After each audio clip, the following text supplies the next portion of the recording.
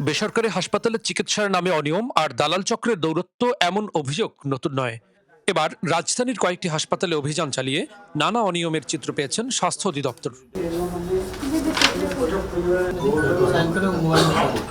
কি হিসেবে আছেন? আমি ডাক্তার হিসেবে আসছি। কি কি আপনার এখানে পদ কি? আমার পদ senior medical officer. Senior medical officer. জি।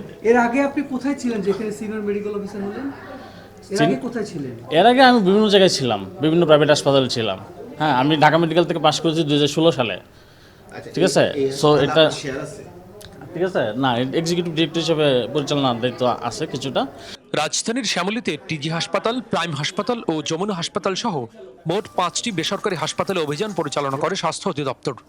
সোমবার সকালে পরিচালিত এই অভিযানে উঠে আসে উদ্বেগজনক চিত্র। হাসপাতাল শাখা থেকে হাসপাতাল পরিদর্শনে এসেছি যে আপনারা যে নতুন সরকার ক্ষমতায় এসেছে এবং গভর্নমেন্টের ভিশন ইজ ভেরি ক্লিয়ার যে সবার আগে দেশ এবং সবার আগে দেশ মানে সবার আগে জনগণ। এবং স্বাস্থ্য নিয়ে সরকারের কিছু আলাদা নির্দেশনা প্রায়োরিটি আছে এবং সেটার ভিত্তি করে আমরা কাজ করছি এখানে। 33% লোক সরকারি সেবা পায় এখন। বাকি মানুষ আপনার যদি আজকে সব বন্ধ করে দিই তাহলে কোথায় যাবে, সেটি একটি প্রশ্ন। আরেকটি প্রশ্ন আছে যে এই জায়গাগুলোতে যারা এমপ্লয়ি এরাও কিন্তু আমাদেরই লোক, বাংলাদেশেরই লোক, ওরাও কাজ করে খাচ্ছে।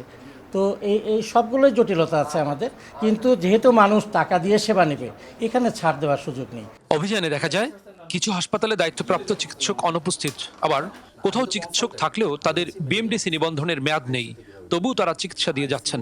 আপনার এখানে যত রোগী এসেছে সব রোগী দালালের মাধ্যমে আপনারা নিয়ে এসেছেন? আমি জানি না এখানে কীভাবে আসছে, আমি ডাক্তার সেই হিসাবে আমি আপনাকে কথা বলছি যে এখানে যতগুলো রোগী আসছে, ঠিক আছে, বা আসের চিকিৎসা নিচ্ছে, একজন দালাল রোগী দিলে আপনারা কত পেমেন্ট করেন তাকে? না আমরা কোনো পেমেন্ট করি না, এই ব্যাপারটা আমি জানি না।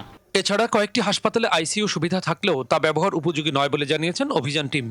তারা বলছেন যেসব অনিয়ম পাওয়া গেছে সেগুলো যাচাই বাছাই করে সংশ্লিষ্ট হাসপাতালের বিরুদ্ধে প্রয়োজনীয় ব্যবস্থা নেওয়া হবে। 5টা হাসপাতালে গিয়েছি, প্রত্যেকটা হাসপাতালেই বেশ কিছু অনিয়ম পেয়েছি আমরা। প্রথমে একটা হাসপাতালে গিয়েছি, সেখানে যেটা এনআইসিইউ ছিল তার কন্ডিশন ভালো ছিল না এবং সার্বিক অবস্থা ভালো ছিল না। আপনারা এখন যে বর্তমান যে হাসপাতাল দেখছেন এখানে আমরা আসছি, ওটিতে গিয়েছি, আইসিইউতে গিয়েছি, তাদের ব্লাড ব্যাঙ্কটা বন্ধ পেয়েছি এবং উপরে আর 2 হাসপাতালে আমার স্যাররা ভিজিট করেছেন এখানে, এবং প্রত্যেকটা ব্যাপারে আমরা একদম বিধি মোতাবেক সর্বোচ্চ শাস্তি নিশ্চিত করে আমরা সিদ্ধান্ত নিব। এসব হাসপাতালে ভর্তি হওয়া বেশিরভাগ রোগী সরকারি হাসপাতাল থেকে দালালদের প্রলোভনে এখানে এসেছেন। ফলে একদিকে যেমন রোগীরা সঠিক চিকিৎসা থেকে বঞ্চিত হচ্ছেন, অন্যদিকে গুনতে হচ্ছে বাড়তি খরচ, যা অনেক পরিবারের জন্য বড় ধরনের আর্থিক চাপ তৈরি করছে। ঢাকা মেডিকেল গেছি, কইছে সিট নাই, যে আরসি লাগে আমার ভাইন্ডার, এই আরসি নাই। এরপরে লই এলাম ওই মিরপুর 2 নম্বর, হেনও নাই। এরপরে এখানে আসছি, এখানে একজন ডাক্তার বলছে ইমুখানা আছে, আরসি হেন নিলে ঢুকাইতে পারবেন। পরে ওই যে অ্যাম্বুলেন্স আছে না, অ্যাম্বুলেন্সওয়ালা আমরা এখানে নিয়ে আসছি। মেডিকেল হাসপাতাল ভর্তি করলাম, ওই কিন্তু ওই ডাক্তার বললো যে তুমি যেখান খুশি সেখানে নিয়ে যাও। কালকে আমরা নিয়ে চলে এসেছি জমজ, এখন এটা ভর্তি আছে, এটা মারা গেছে। স্বাস্থ্য খাতে অনিয়ম বন্ধে নিয়মিত অভিযান ও কঠোর নজরদারির কথা বলছেন স্বাস্থ্য অধিদপ্তর।